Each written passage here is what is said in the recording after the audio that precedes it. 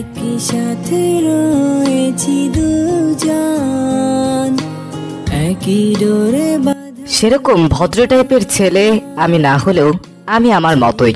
ছোট থেকেই মানে যখন থেকে ভালোবাসায় কি জানতে শিখেছি তখন থেকেই মনের মধ্যে একটা স্বপ্ন ছিল যে বড় আপুর সাথে প্রেম করব। তাই যেখানেই যাই সেখানেই বড় আপু খুঁজি। আমার অবশ্য ক্রাশ আছে, সে হলো মিমাপু। ও, আপনাদের তো পরিচয় দেওয়া হয়নি। আমি হলাম ইসমাইল, এবার অনার্স ফার্স্ট ইয়ারে, আর মিম এবার থার্ড ইয়ারে। তবে ছোট থেকেই আমি তাকে চিনি, মানে আমার বাবার বন্ধুর মেয়ে। সে খাতিরে যাওয়া আসা চলে, 2 মাসের মধ্যে যাওয়া আসা হতো। ছোট থেকেই আপুর পিছনে পড়ে থাকতাম। আপুর অবশ্য সেই রাগ ছিল, আপু দেখতেও খুব সুন্দর ছিল, তাই পিছনে পড়েছিলাম।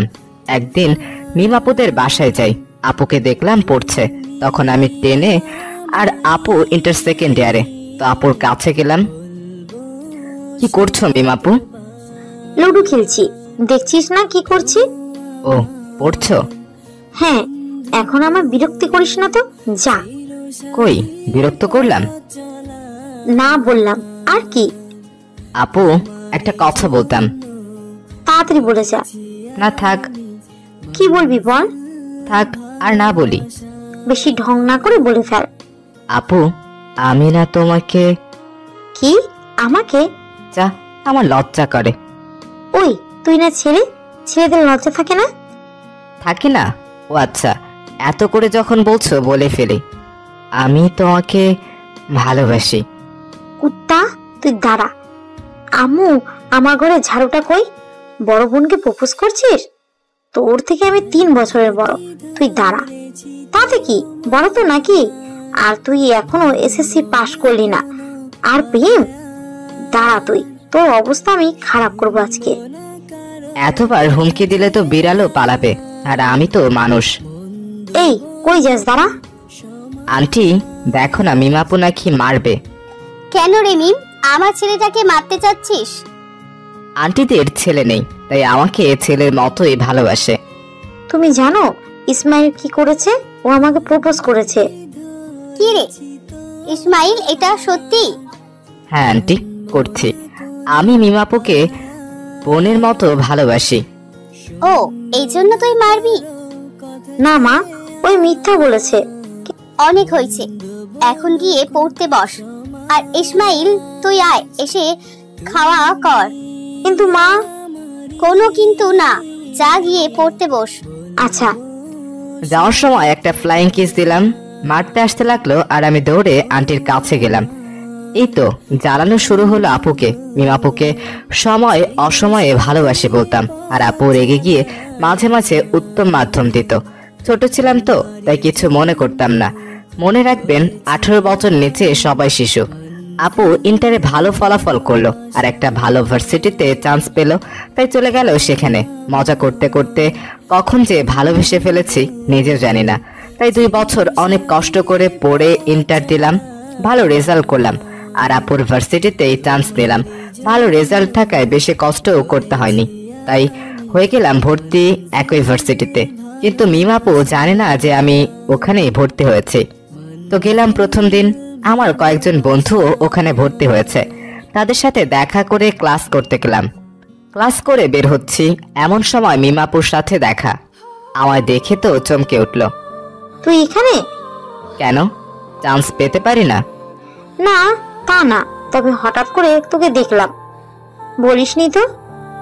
বলিনি, এমনি। বাহ, ভুলে গেলি? তোমারে ভুলিব কেমনে, আমার তো সব জুড়েই তুমি। আবার শুরু হয়ে গেলি? তোমার জন্যই তো এখানে আসা। মার খেতে চাস নাকি? তোমার হাতে বিষও খেতে পারি, মারটা আবার কি? বাদ দিবি? আচ্ছা ঠিক আছে, অনেক সময় আছে। কিসের? কিছু না। আচ্ছা বল, আন্টি আঙ্কেল কেমন আছে? ইসরে, নিজের শ্বশুর শাশুড়িকে আঙ্কেল আন্টি বলে, কি মাইয়া! কি বললি? মনের কথা শুনতেও পায় নাকি? কি থাকো মামু? কিছু বলিনি তো। আমি যে জিজ্ঞাসা করলাম। ও আছে, ভালোই। আচ্ছা, এখানে যেহেতু থাকবি, কোনো কিছু প্রয়োজন হলে বলবি, আর বাদরামিটা একটু কম হলেই চলবে। আমি তো তোমার সাথে বাদরামি করার জন্যই এখানে এসেছি, খালি দেখে যাও। আচ্ছা আচ্ছা ঠিক আছে। আচ্ছা। এভাবেই শুরু হলো ভার্সিটির যাত্রাপথ আমার আর তার পিছনে লেগে থাকা। ভার্সিটিতে আসার পর থেকে সারাক্ষণ মিমাপুর পিছনে লেগে থাকি। সে যেখানে যায় আমি তার পিছনেই যাই। ক্লাসের সময়টা ব্যতীত সবসময় তাকে জ্বালাতে লাগলাম। তার বান্ধবীরা সাথে থাকলে তাদের সাথেও মজা করতাম। সবাই ভাবতো আমি তাদের সমবয়সী, কারণ আমি তো সবসময় তাদের পিছনেই লেগেছিলাম। একদিন ভার্সিটি আসার পর জানতে পারি মিমাপু আসেনি। মনটা খারাপ হয়ে গেল অনেক। যেহেতু আমাদের দুজনেরই বাসায় অন্য শহরে, তাই আমরা হোস্টেলেই থাকতাম। আমি জানতাম না সে কেন আসেনি, তাই তার হোস্টেলের সামনে চাই। তারপর মিমাপুর এক বান্ধবীকে ফোন দিয়ে আসতে বলি। নীলাপু, মিমাপুর কি হয়েছে, আজকে আসলো না যে? মিম একটু অসুস্থ, কি হয়েছে? জ্বর আসছে। ডাক্তার দেখানো হয়েছে মিমাপুকে? না, কে নিয়ে যাবে? আচ্ছা আমি আসছি, মিমাপুকে নিয়ে নিচে আসো। ঠিক আছে। তারপর নীলাপু মিম আপুকে নিয়ে নিচে আসলো। আমি মাথায় হাত দিয়ে দেখলাম আপুর প্রচন্ড মাথা গরম। তারপর তাকে নিয়ে হাসপাতালে গেলাম, ডাক্তার দেখালাম। আসার সময় দুজনেই চুপ আছি। তোমার গায়ে এত জ্বর, আমার ফোনে তো করতে পারতে একটা। ওই আমি তোর আপু হই, সেভাবে কথা বল। আচ্ছা বলছি। আপু, তোমার গায়ে এত জ্বর, আমার তো ফোন দিতে পারতে একটা, তাই না? তোকে কেন ফোন দিব? আচ্ছা মা, আমার তোমাকে প্রশ্ন করাই ভুল হয়ে গেছে, মাফ করে দাও আমায়। কি? আমি তোর মা? ওই আমি কোন দিক দিয়ে তোর মা লাগি? না আপু, আমার ভুল হয়ে গেছে, দয়া করে আমাকে মাফ করে দিন। আর বেয়াদবি করবি না আমার সাথে, সবসময় আপু ডাকবি, ঠিক আছে? জান বাঁচলে লাখে উপায়। এই সময় এই মেয়ের হাত থেকে বাঁচা ফরজ, তাই রাজি হয়ে গেলাম। হ্যাঁ হ্যাঁ ঠিক আছে আপু। গুড, এখন আমায় নামিয়ে দে। আর আব্বু আম্মুকে এই ব্যাপারে একদম বলবি না যে আমি অসুস্থ। আচ্ছা। আমি গেলাম। দেখো না কাল কি করে, তোমায় তো আমি আমার বউ বানিয়ে ছাড়বো। তারপর আঙ্কেলকে ফোন। Hello uncle. হ্যাঁ ইসমাইল বাবা, বলো। আঙ্কেল, মিমাপু তো অনেক অসুস্থ, ভাগ্যিস আমি ছিলাম এখানে, তাই হাসপাতালে নিয়ে গিয়ে ডাক্তার দেখিয়ে আনলাম। কি হয়েছিল মিমের? চিকনগুনিয়া। তুই মিমকে ডাক্তারের কাছে নিয়ে গিয়েছিলি? আঙ্কেল, ডাক্তারের কাছে নিয়ে গিয়েছিলাম, দেখালাম, ওষুধ কিনে দিলাম, তারপর হোস্টেলে নামিয়ে দিয়ে এই তো আমি আসলাম। আমাকে তো কিছু বলেনি মেয়েটা। এই মেয়েটার একদিন কিছু হয়ে যাবে দেখবি। না আঙ্কেল, চিন্তা করিয়েন না, আমি আছি না। বাবা, ওকে একটু দেখে রাখিস। আচ্ছা আঙ্কেল, আপনি যেহেতু বললেন আর আমি আপনার কথা ফেলতে পারি, অবশ্যই দেখে রাখবো তাকে। আচ্ছা বাবা, ভালো থাকিস। আচ্ছা আঙ্কেল, দোয়া করিয়েন। ফিয়ামানিল্লাহ। আমিন। যাক, মিমাপুকে দেখে রাখার দায়িত্ব আঙ্কেল আমাকে দিয়েই দিল। খুশিতে তো আমার নাকিন ডান্স দেওয়ার ইচ্ছে হচ্ছিল, কিন্তু নিজেকে কন্ট্রোল করলাম। পরের দিন ভার্সিটি গিয়ে দাঁড়াতে না দাঁড়াতেই কই থেকে যেন মিম এসেই আমার শার্টের কলার ধরলো। তুই আব্বুকে কি বলেছিস? কই কিছু না তো। সত্যি করে বল। কিছু বলিনি আমি। আমার চিকনগুনিয়া, তাই না? তুই আমার খুব যত্ন করে নিয়ে গেছিস ডাক্তারের কাছে, তাই না? আমায় মেডিসিন কিনে দিয়েছিস, তাই না? হ্যাঁ, করলাম না? দাঁড়া কুত্তা, তোকে আজ মেরেই ফেলবো। তোকে যে বললাম আম্মু আব্বুকে না বলতে, কেন বললি? ভাবলাম আমি যে এত ভালো কাজ করলাম তা আমার শ্বশুর শাশুড়িকে জানানো উচিত। তাদের জামাই এত ভালো, এটা তাদের জানানো দরকার না? আবার শুরু করলি? ওই দেখ তো আশেপাশে কিছু আছে কিনা, আজকে আমি ওর মাথা ফাটাবো। দাঁড়াও আপু, আগে শোনো, আঙ্কেল আমায় আরেকটা দায়িত্ব দিয়েছে। কি দায়িত্ব? তোমাকে দেখে শুনে রাখার। দাঁড়া, আমি তোর দায়িত্ব দেওয়াচ্ছি। ওই কুত্তা, পালাচ্ছিস কই? আমি তোকে আজকে মেরেই ফেলবো। ধরতে পারলে তো? তারপর পালিয়ে সেখান থেকে চলে এলাম। কিছুদিনের জন্য বাসায় গেলাম ছুটি নিয়ে। আমার আম্মু অসুস্থ ছিল তো, তাই কিছুদিন ভার্সিটির থেকে বাইরে থাকলাম। এক সপ্তাহ বাসায় থেকে ভার্সিটি এলাম। এসে যা শুনলাম তাতে প্রচন্ড শক খেলাম। মিমাপু নাকি এক সিনিয়র ভাইয়ের সাথে রিলেশন শুরু করেছে। সকাল সকাল ভার্সিটি গেলাম, কারণ মিমাপুর সাথে দেখা করতে হবে, জানতেই হবে এটা সত্যি নাকি মিথ্যা। কিন্তু আপুর সাথে দেখা হওয়ার পর যা হলো। ভার্সিটি অনেক সকালবেলা আসার কারণে বসে থাকতে হচ্ছে। এদিকে মনও ভালো না। বসে থাকতে থাকতে আমার বন্ধু আবিদের ফোন। কই রে? ভার্সিটিতে। এত তাড়াতাড়ি? দরকার আছে একটু। মি বাপুর জন্য? হ্যাঁ। কেন, তুই শুনিসনি যে আপু? আমি সব জানি, তুই কি জন্য ফোন দিয়েছিস সেটা বল। আরে দোস্ত, একটা সমস্যা হয়েছে। কি সমস্যা?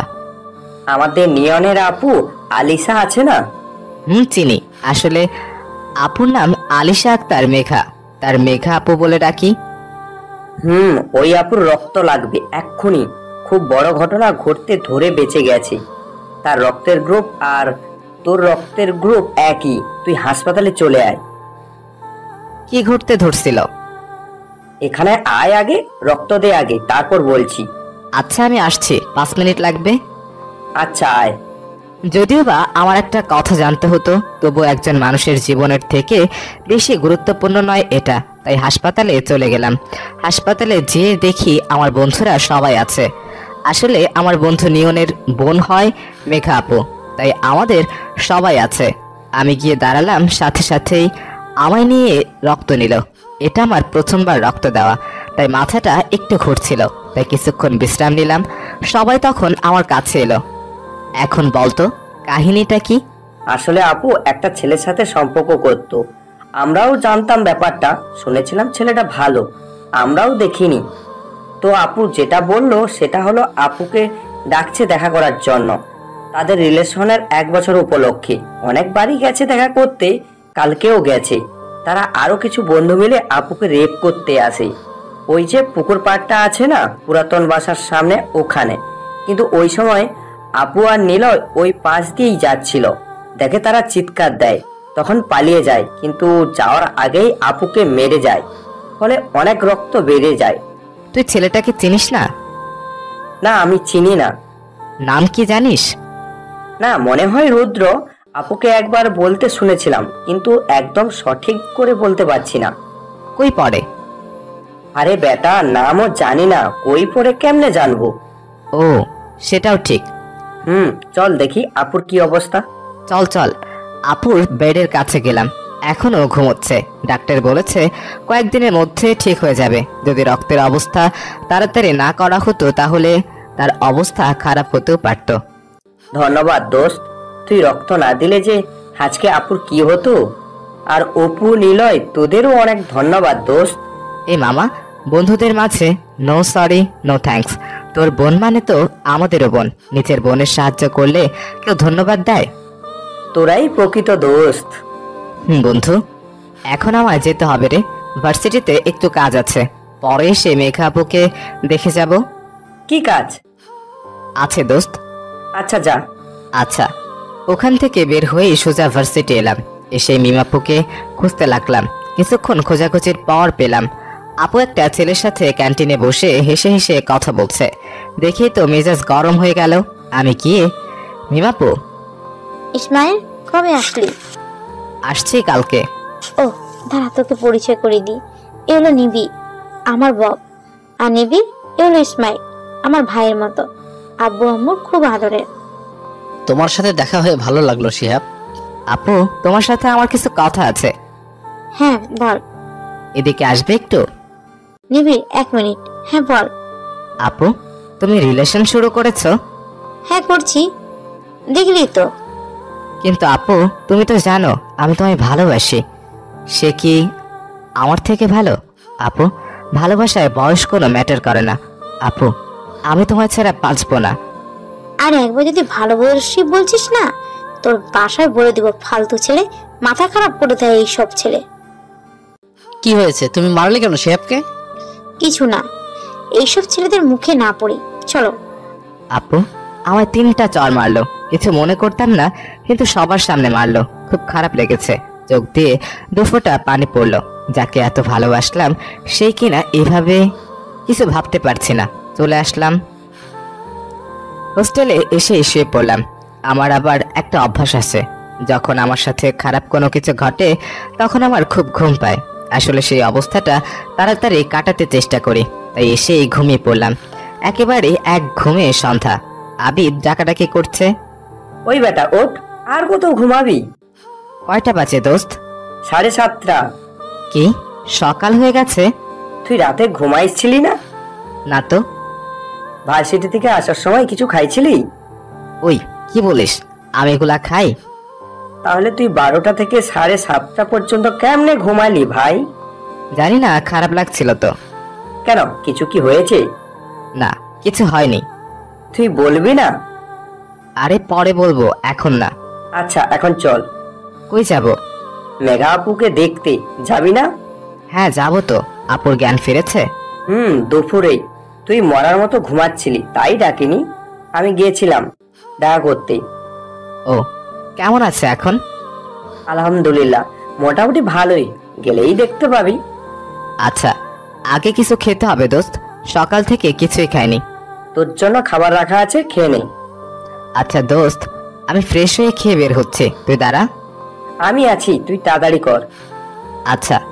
ঘুমটা হয়ে ভালো লাগছে, শুধু ভালো না, অনেক ভালো লাগছে। হালকা হালকা অনুভব হচ্ছে শরীরটার মধ্যে। রাতের বেলা গোসল করলাম, আরো ফ্রেশ লাগছে এখন। খাওয়া দাওয়া করে বের হলাম মেঘা আপুকে দেখতে। এতক্ষণ সময় আমার সাথে যে সকালে কি হয়েছিল তা মনে ছিল না। স্বাভাবিকভাবেই আপুকে দেখার জন্য গেলাম। হাসপাতাল আমাদের ম্যাচ থেকে খানিকটা দূরে, তাই আমরা রিক্সা করে গেলাম। হাসপাতালে ঢোকার পর আপুর বেডের কাছে গেলাম, গিয়ে দেখি আপু শুয়ে আছে। তবে দেখে মনে হচ্ছে আগের থেকে ভালো অবস্থায় আছে। আন্টির সাথে কথা বলছিল, সাথে আঙ্কেল ও নিয়ন আছে। আমাদের দেখেই, ইসমাইল কেমন আছো? যেহেতু নিয়নের বোন তাই আগে থেকেই চিনতো আমাদের। ভালো আছে আপু, তোমার অবস্থা এখন কেমন? আগের থেকে ভালো। জ্ঞান ফেরার পর থেকে ভালো লাগছে। শুনলাম তুমি নাকি আমায় রক্ত দিয়েছো, অনেক ধন্যবাদ তোমাকে। এগুলো কি বলছো আপু? তুমি নিয়নের বোন মানে আমাদেরও বোন। নিজের বোনকে রক্ত দিলে বুঝি ধন্যবাদ বলতে হয়? ভুল হয়ে গেছে। তোমাকে দেখে ভালো লাগছে আপু। আপু, তোমার থেকে কিছু জানার ছিল। ওই ব্যাপারটা বলতে চাচ্ছ? আচ্ছা বলো, কি শুনবে? ছেলেটা কে? ওর নাম রিয়ান। কিন্তু নিয়ন যে বলল রুদ্র। না না, রুদ্র তো আমার বন্ধু। ও আচ্ছা, কতদিন থেকে তোমাদের সম্পর্ক? 1.5 বছর। এবার বিস্তারিত বলো একটু, মানে যদি না কোনো প্রবলেম থাকে তোমাকে বলতে। না না, কোনো প্রবলেম নেই। আসলে রিয়ানের সাথে সম্পর্কটা শুরু হয় 1.5 বছর আগে। সে অনেক ভালো একটা ছেলে ছিল, সবাই বলতো, সবার সাথে ভালো ব্যবহার করত। যেহেতু সে নতুন ছিল তাই কেউ তার পরিচয় ভালো করে জানতো না। আমাদের 2 ব্যাচ সিনিয়র ছিল, সবাই পছন্দ করতো তাকে। তো একদিন সে হঠাৎ করে আমাকে প্রপোজ করে। আমি আবার তার থেকে কিছু সময় নেই ভাবার জন্য। দেখলাম সে ভালো, একটা ভালো পরিচয় আছে তার কলেজে, তাই রাজি হয়ে যায়। সে বলতে পারবো না আমার কতটুকু খেয়াল রাখতো, তবে প্রয়োজনের তুলনায় অনেক অনেক বেশি। তার সাথে অনেক ভালো সময় যাচ্ছিল। আমাদের সম্পর্কটুকু অনেক পজিটিভ হতে লাগলো দিন দিন। আমার মনে হতো আমাদের দুজনকে অনেক ভালোবাসি। বাসায় ব্যাপারটা বলি, সব কিছু বলি না, শুধু বলি যে আমার পছন্দের ছেলে আছে, সে খুব ভালো, সবাই মেনে নেয়। সবটুকু এত ভালো কাটছিল যে আমি কখনো কল্পনাও করতে পারিনি সে এভাবে আমাকে ধোঁকা দেবে। তারপর হলো সেদিন আমায় তার বন্ধুর জন্মদিনের অনুষ্ঠানে আমন্ত্রণ করে। অনুষ্ঠান শেষ হবার পর বাড়ি ফিরছিলাম, আর তার এক বন্ধু আমাদের নামিয়ে দিতে চায়। আমরা উঠি, তারা কয়েকজন ছিল। পুকুরের পাড়ের কাছে গাড়ি থামায়, আমায় জোর করে নামায়। আমি নামতে না চাইলে আমার মাথা ফাটিয়ে দেয়। তারপর তো অজ্ঞান হয়ে পড়ি, আর কিছুই মনে নেই আমার। ছেলেটার ছবি আছে তোমার কাছে? আমার মোবাইলে ছিল, কিন্তু সেটা তো সেদিন হারিয়ে ফেলেছি। ও আচ্ছা, তুমি চিন্তা করিও না আপু, আমরা দেখছি কি করা যায়। আপু, আরেকটা কথা বলার ছিল। হ্যাঁ বলো। রিয়ানের বাসা কই? নোয়াখালী। ও আচ্ছা, এটা আগে বলবা তো। কেন? না কিছু না, তুমি বিশ্রাম করো। আচ্ছা। নিয়ন, এদিকে আয় তো একটু। হ্যাঁ বল। জানিসই তো ছেলে কোথাকার। আপুর হয়তো ততটাই ধারণা নেই যে ওই ছেলে কেমন। আমাদের কিছু করতে হবে দোস্ত। আচ্ছা দেখ তোরা কি করা যায়। আচ্ছা, আজকে আসি। আচ্ছা সাবধানে যা। রাস্তায় আস্তে আস্তে ভাবছিলাম আপুর সাথে এমন ঘটনা ঘটলো তাহলে অনেকের সাথেই এমন ঘটেছে হয়তো। ভাবতে ভাবতেই হোস্টেলে চলে এলাম। রাতের বেলা হঠাৎ দিনের ঘটনাটা মনে পড়লো। মিমাপু এটা কিভাবে করতে পারলো?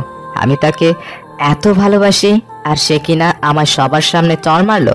আর কখনো আপুকে বিরক্ত করব না। আপু ভালো থাকুক এটাই আমি চাই। যেহেতু সে তার মনের মানুষ পেয়ে গেছে, এখন আর তাকে অযথা কেন বিরক্ত করব? কিরে, কি ভাবছিস? না, সেদ ধরালো। কিছু না। আচ্ছা দোস্ত, তুই না বললি নিয়নকে নোয়াখালীর লোক কেমন হয়? আচ্ছা, তারা কেমন হয়? জানিস না? না। তুই কি উগান্ডা থেকে আগত নাকি? ধুর, বল না। না রে, নোয়াখালী এমন এক জায়গা যেখানে অধিকাংশ লোক আমাদের থেকে অনেক চালাক আর চতুর। তাদের ভাষা সহজে কোনো মানুষের বোধগম্য নয়। এক কথায় বলি, আমাদের ভাষায় তারা হলো টাউট প্রকৃতির লোক। তাই তো সেখানে যেতে সরকার ভিসার ব্যবস্থা করেছে, আর আমাদের পার্শ্ববর্তী দেশে বটে। এই জন্য? হুম। আচ্ছা, ঘুমা তাহলে। আচ্ছা, শুভরাত্রি। শুভরাত্রি। যদিও বা আজকে আমাদের ঘুম আসবে না, তবুও চোখ বন্ধ করলাম। মিমাপুর সাথে কাটানো প্রতিটা মুহূর্তের কথা মনে পড়ছে। ভাবতে ভাবতে কখন যে ঘুমিয়ে পড়েছি। সকালবেলা উঠলাম, উঠেই মন খারাপ হয়ে গেল। এতদিন তো ভার্সিটি যেতাম মিমাপুকে দেখার জন্য, আজকে কিসের জন্য যাব? ধর, আজকে যাবই না। কিন্তু আবিদ অনেক জোরাজোরি করে ভার্সিটি নিয়ে গেল। ভার্সিটি গিয়ে পৌঁছেই এমন সময় গেটের সামনে দেখি মিমাপু তার বিএফকে নিয়ে ভার্সিটিতে ঢুকছে। আবারও মন খারাপ হয়ে গেল, কিন্তু তবুও গেলাম। এক ফ্রেন্ড আমাদের কাছে আসলো, এসেই একটা কাহিনী হয়ে গেছে দোস্ত। কি? অনেক জানতে পেরেছে ছেলেটাকে। কিভাবে?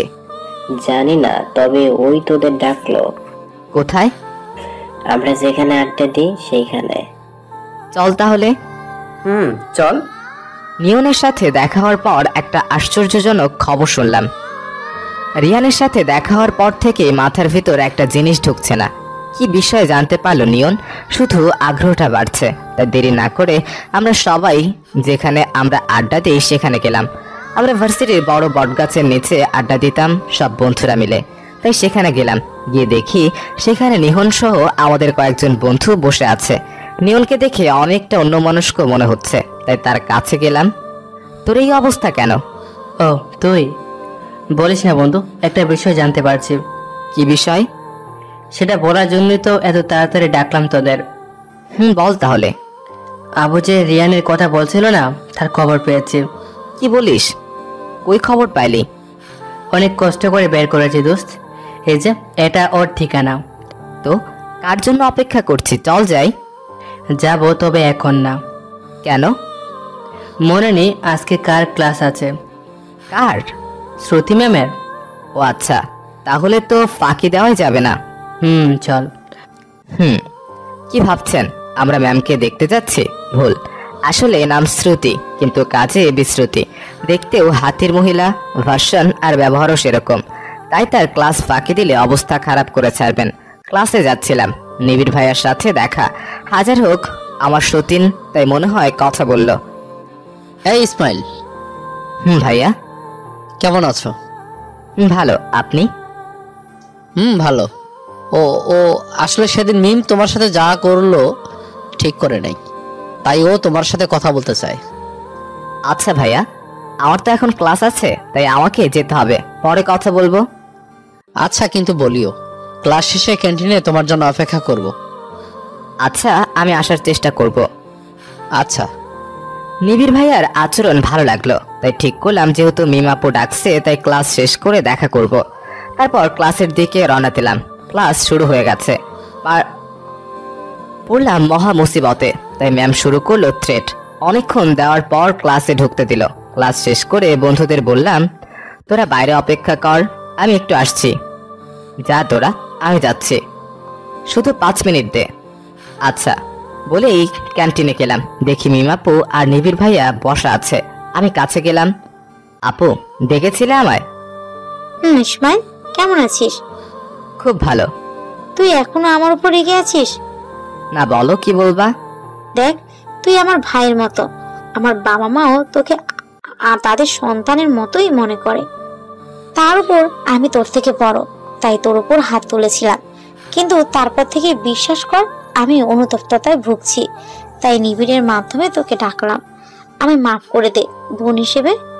আচ্ছা আপু, কোনো ব্যাপার না, তোমাদের একসাথে ভালো লাগলো দেখে। ধন্যবাদ। তোমাকেও। আচ্ছা আমি গেলাম। কোথায় যাবি? আমার বড় অপুর সাথে প্রেম করা আর হলো না বোধহয়, যাক বাদ দেই। আমার বন্ধুরা আবার আমার জন্য অপেক্ষা করছে, তাদের কাছে গেলাম। সবাই মিলে রিয়ানের বাসায় যাই, তার বাসায় গিয়ে তাকে পাই, তাকে নিয়ে তার বন্ধুদের কাছে যাই, তাদের সবাইকে নিয়ে আসি। ভাবছেন কি হচ্ছে তাই না? দেখতে থাকুন। বলছিলাম না আমার বন্ধুরা সবাই স্থানীয়, আমি আর অপু শুধু বাইরের। আমি এদের চাচ্চু রাজনীতির লোক, তাই তার সাহায্য নিয়ে সবাইকে ধরে ফেলি, বেশি বেগ পেতে হয়নি। তারপর তাদের সবাইকে নিয়ে আসি মেঘা আপুদের বাসায়।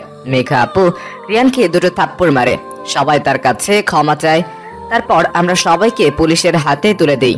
এই সব কিছুর প্ল্যান করেছিলাম আমি, যেহেতু আমাদের কাছে প্রমাণ আছে সেহেতু সহজে ছাড়া পাবে না। মেঘা আপু তাড়াতাড়ি সুস্থ হওয়ায় তাকে আজকেই হাসপাতাল থেকে ছেড়ে দেয়, আর আজকেই সবাইকে ধরতে পারায় আপু খুব খুশি।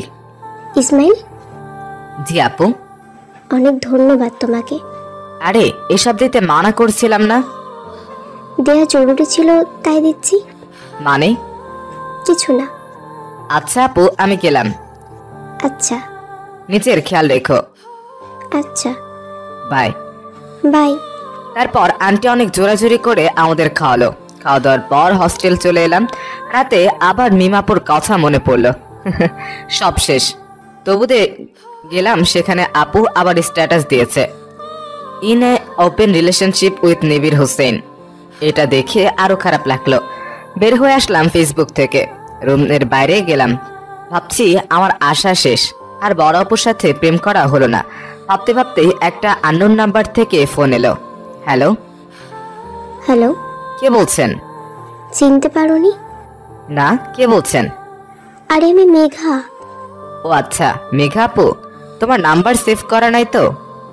ও আচ্ছা। এখন কেমন আছো আপু? যেমনটা দেখে গেলে ঠিক তেমনই আছি। ও, থাকা ভালো। খাওয়া দাওয়া করলা? কি বলছো? তোমাদের বাসায় না খেয়ে আসলাম, পাশেই তো তুমি ছিলে। ইস, মনে ছিল না। মন কোথায় থাকে? মনে হয় আবার হারিয়ে গেছে। তাই বুঝি। তাহলে এবার ভালো না খারাপের কাছে গেছে? ভালোর কাছেই গেছে। বাহ, বুঝে ফেলেছ। দেখলে তো বুঝবই, তাই না? এত তাড়াতাড়ি মন হারাই গেল? কি করব বলো, মন যে ভালো মনের মানুষকে পেলে আর আটকানো যায় না। ও আচ্ছা। তো সে কে? বোঝার সময় এলে ঠিকই সে বুঝবে। মানে? কিছু না, বাই। কেটে দিল। আজব তো, কি যে বলে গেল কিছুই বুঝলাম না। যাই, অনেক রাত হয়েছে, ঘুমোতে হবে। সারাদিন অনেক ধকল গেছে। সকালবেলা ফ্রেশ হচ্ছিলাম, দেখি নিয়নের ফোন। হ্যাঁ বল। দোস্ত, একটা কাজ করতে পারবি? কি কাজ? মেঘা আপুকে একটু কলেজে নিয়ে যাবি? আসলে আমি নিয়ে যেতাম, কিন্তু আমার একটা কাজ আছে, তাই যদি তুই নিয়ে যাইতি। আচ্ছা, আমি নিয়ে যাব এখন। ধন্যবাদ দোস্ত। ওর শালা। হ্যাঁ। আরে আসিস। আচ্ছা। তারপর গেলাম মেঘা আপুদের বাসায়। গিয়ে দেখি আপু আগে থেকেই তৈরি আছে, তাই আপুকে নিয়ে কলেজের দিকে রওনা হলাম। মেঘা আপুকে নিয়ে ভার্সিটিতে এলাম। সারা রাস্তায় আপু আমার দিকে সরে আসছিল, নিজের ভিতরে কেমন যেন একটা কিছু কাজ করছে। তাই তাড়াতাড়ি ভাড়া মিটিয়ে কলেজের দিকে গেলাম। আপু পিছন থেকে অনেকবার ডাকলো, আমি না শোনার ফান করে গেলাম। ক্লাসে ঢুকলাম। এদিকে ক্লাস চলছে আর ওদিকে আমি ভাবছি কি হচ্ছে আমার সাথে। মেঘা আপু কি আমার প্রেমে পড়ে গেল? না না, এটা কিভাবে সম্ভব? আমার মাথায় কিছুই ঢুকছে না।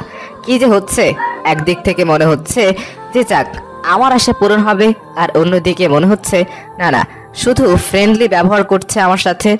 ভাই, এই চিন্তায় মনে হচ্ছে পাগল হয়ে যাব আমি। কিন্তু কথায় আছে না, আমার কিছু কলেজের বন্ধু, তারা থাকতে এত তাড়াতাড়ি পাগল হই কিভাবে? কি ব্যাপার দোস্ত, কিসের এত ভাবনা তোমার? আরে না, কিছু না। দোস্ত, আমাদের মনে হয় প্রেমে পড়েছে। তুই বেশি বুঝিস না। আমার তো বুঝতেই হবে রে। ভাই, তুই বুঝতে থাক, আমি গেলাম। কই যাস? আগে ট্রিট দে তো। কিসের জন্য? সেটা পরে বুঝতে পারবি, আগে ট্রিট দে। আমি ভাবতাম যে এই ব্যাটারা আমার অবস্থা না বুঝলেও তুই সারাক্ষণ আমার সাথে থাকিস, তুই আমার ব্যাপারটা বুঝবি। এখন তো দেখি তুই আমার পকেট খালি করার উপর লেগে আছিস। অত শত কথা বাদ দে, এখন বল দিবি কিনা। আরে ভাই, বলবি তো যে কিসের জন্য ট্রিট চাচ্ছিস? বন্ধুর কাছ থেকে ট্রিট চাচ্ছি, সেখানেও তুই কারণ খুঁজছিস। যা, লাগবে না। এই ইমোশনাল কালো মেল করবি না, মেরে ভর্তা বানায় দিমু। হাসবি না খেতে যাবি? চল চল, সময় নষ্ট করিস না ইসমাইল, কখন রং পাল্টায় তোর কোনো ওয়ারেন্টি নেই। ওই শালা চুপ থাক। আচ্ছা দোলা ভাই। বাহ বাহ, ভালো, চল। চল সবাই। ভাবলাম বন্ধু হয়, মানিব্যাগের একটু সম্মান রাখবে। 500 নিয়ে গিয়েছিলাম, হাতে একটা চকলেট ধরাই দিল, তার মধ্যে আবার আমি কিছুই খাইনি। মানে তিনজনেই আমার 500 টাকা 30 মিনিটে শেষ করলো। হায় রে বন্ধু, তোরা মহান। ক্যান্টিন থেকে বের হচ্ছে, দেখি মিমাপু আসছে, সাথে নিবিড় ভাইয়া ছিল না। আমাকে দেখে, ইসমাইল যে, কেমন আছিস? ভালো আপু, আপনি? ভালো না রে, তো নিবিড় ভাইয়া অসুস্থ তো? নিবিড় ভাইয়া অসুস্থ আর ভালো নেই মিমাপু? কি ভালোবাসা। কি হয়েছে ভাইয়ার? আর বলিস না, কালকে হাত কেটে ফেলেছে, কি জানি কাটতে যে। কতগুলা সেলাই দিলেন? না, সেলাই হয়নি, হাতে ব্যান্ডেজ টেপ দিছে। কি মায়েরা ফেলা!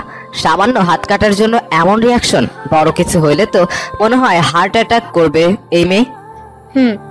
আপু, আমি চাই, আমার একটু কাজ আছে। এখানে থাকলে আমি পাগল হয়ে যাব মিমাপুর কথা শুনে।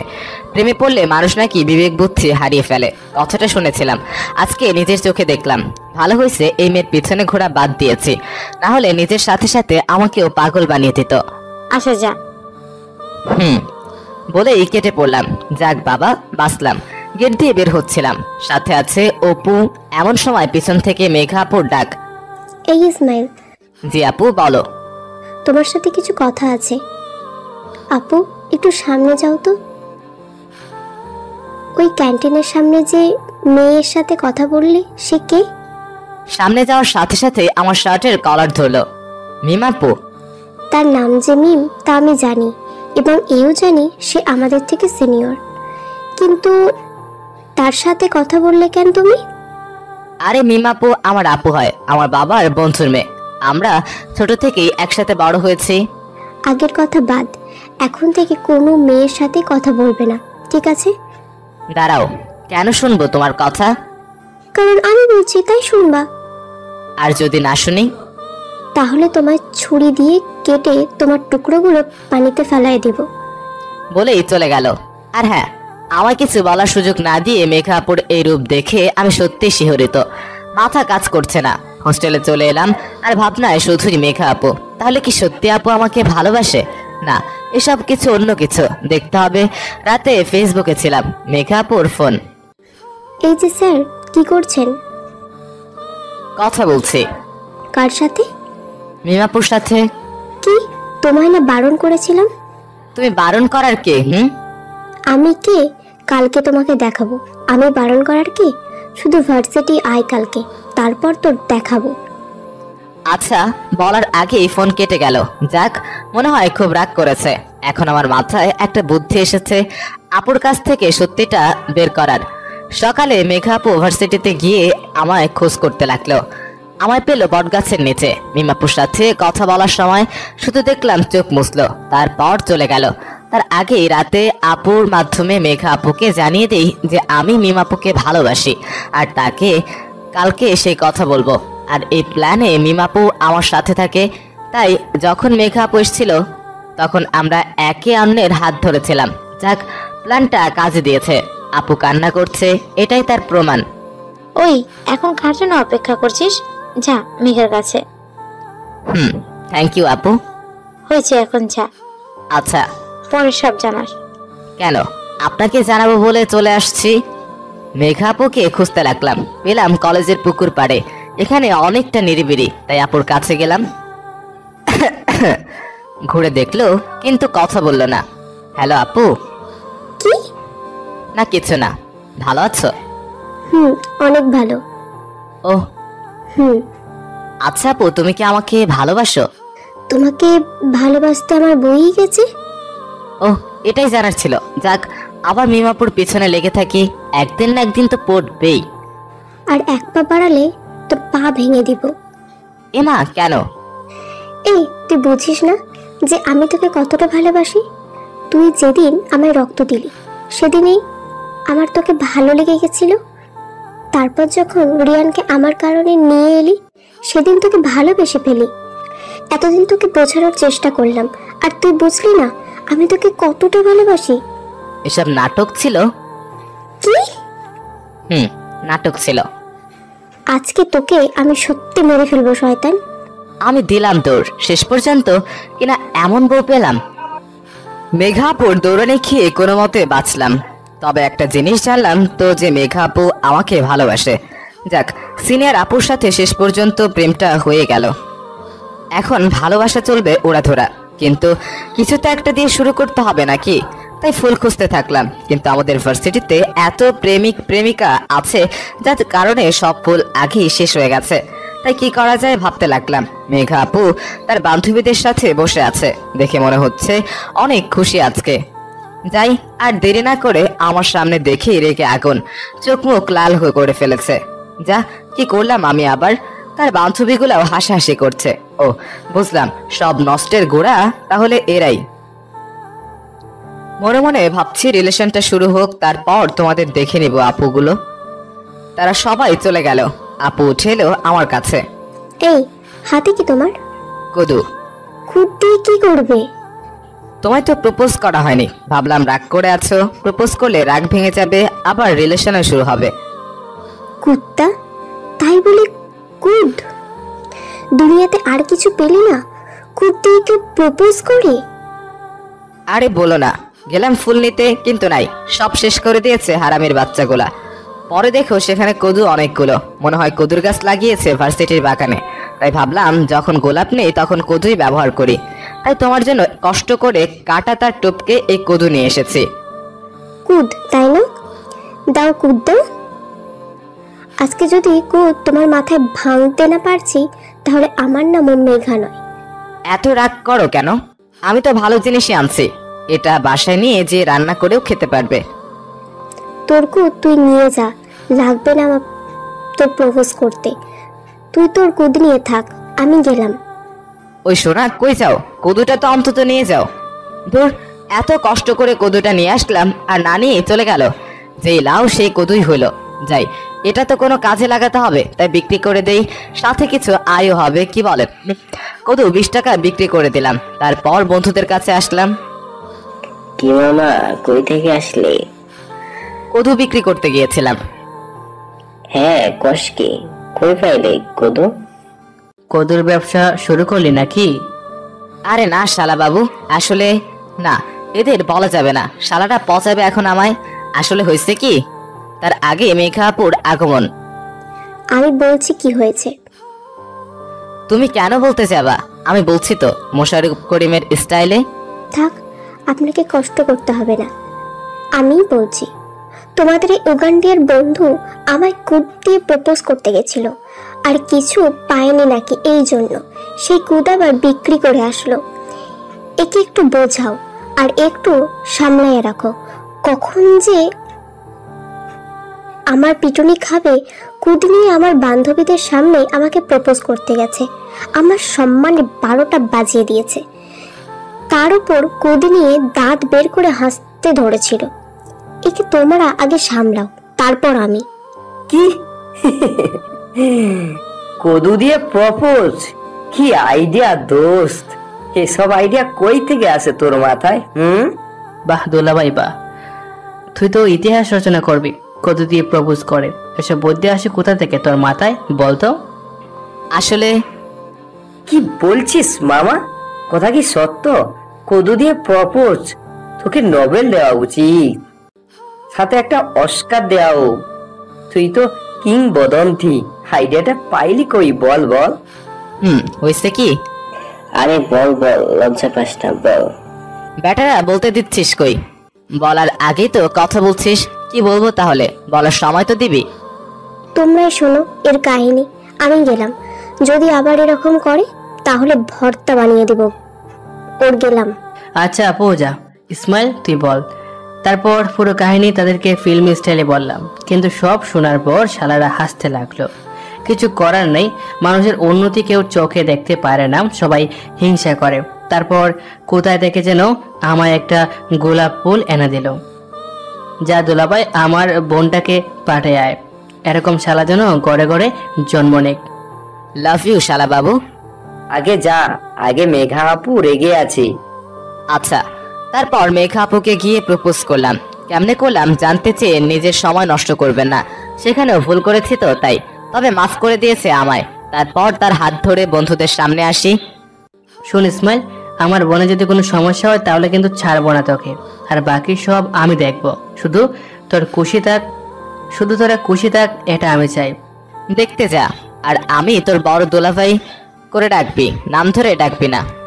যা বাঘ। আমাদের রিলেশন শুরু হলো। বড় আপুর সাথে প্রেম করার শখও অনেক আগেই পূরণ হয়েছে, এখন বিয়েটাও হবে। আজ আমাদের বিয়ে। 5 বছর রিলেশন করার পর আজ বিয়ে আমাদের। পরিবার রাজি করানোর দায়িত্ব নিয়েছিল নিয়ন, আদিব আর অপু। আমারও ভালো জায়গায় চাকরি হয়, তাই সবাই রাজি। আর সব থেকে বেশি যার জন্য আজ বিয়েটা হচ্ছে সে হলো মেঘা। আমার জন্য সে এতদিন অপেক্ষা করেছে, তাই আজকে বিয়েটা সম্ভব হচ্ছে।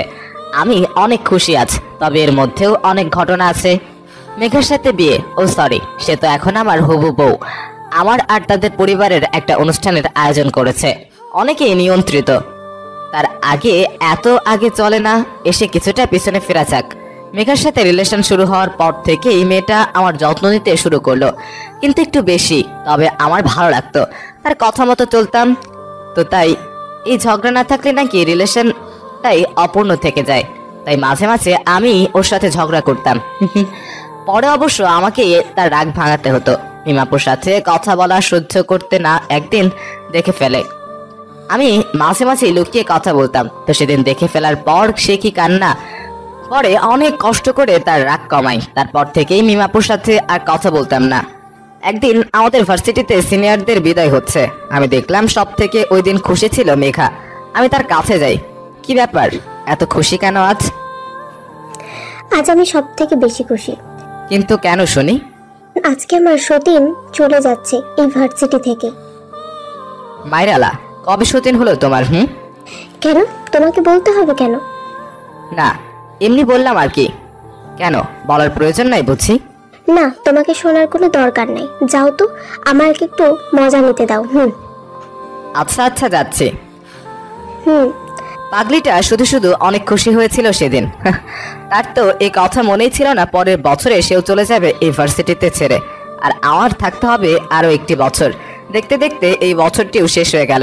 যেদিন শেষ হলো ভার্সিটিতে, সেদিন মেঘার সে কি কান্না। আরেকবার দেখতে হলো, সবার সামনে জড়িয়ে ধরেছিল আর কাঁদতে লাগলো। ওই পাগলি, এত কান্না করছো কেন? শুধু তো ভার্সিটি ছাড়ছো, দূরে তো আর যাচ্ছ না? জানি না, আমি যাব না, আবার পড়বো। তোমাকে ছাড়া একা থাকতে পারবো না এই 1 বছর। পাগলামি একদম করবা না, ভালো করে পরীক্ষা দিবা। আর আমি তো সব সময় আছি তোমার সাথে। দেখো, এই 1টি বছর দেখতে দেখতে কেটে যাবে, তারপর ভালো একটা চাকরি নিয়ে সোজা তোমার বাসায় যাব।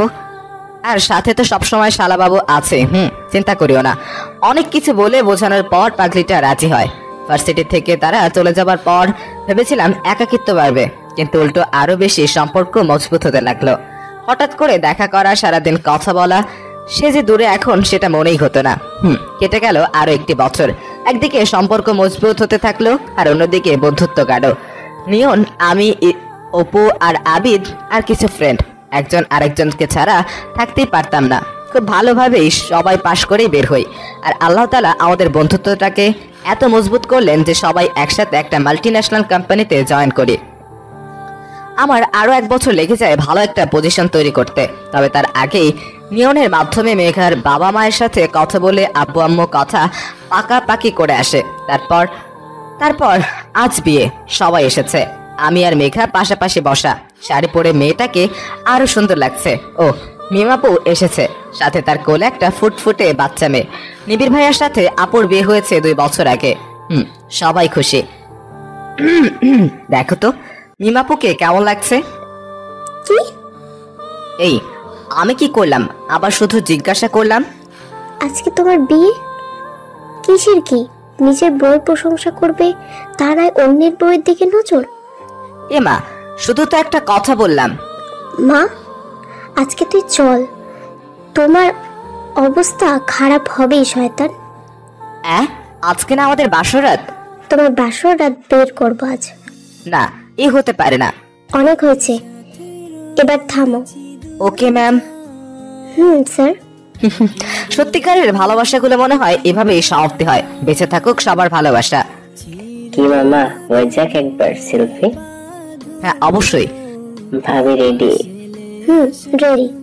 ক্যামেরা বন্দী হলাম আমরা সব থেকে প্রিয় 4 জন মানুষের সাথে। ভালো থাকুক তারা। আশা করি সব সময় সবাই একসাথে থাকতে পারবো।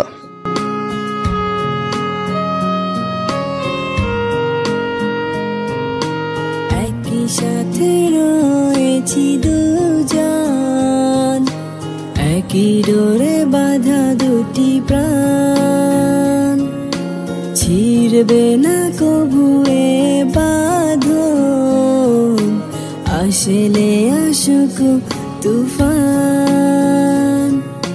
তুমি আমারি, বলবো শতবার, ও আমার বন্ধু গো, চিরসাথী পথ চলা। তোমারই জন্য গড়েছি আমি মঞ্জিল ভালোবাসা।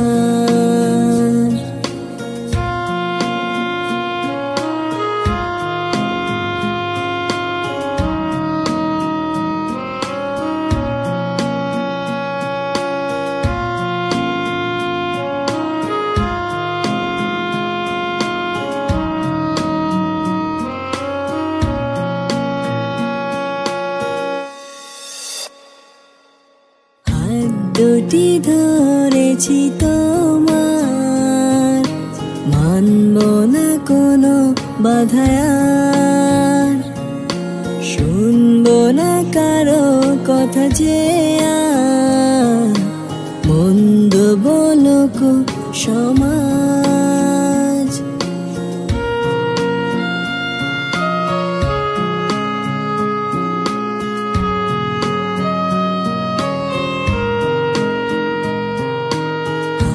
দুটি ধরেছি তোমার, মানব না কোনো বাধায়ার, শুনবো না কারো কথা যে আর, মন্দ বলুক সমাজ। তুমি আমারি, বলবো শতবার, ও আমার বন্ধু গো, চিরসাথী পথ চলা।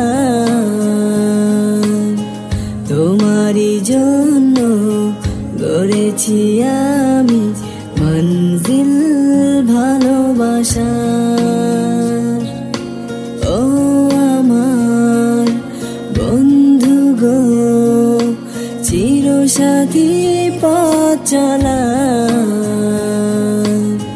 তোমারই জন্য গড়েছি আমি মঞ্জিল ভালোবাসা,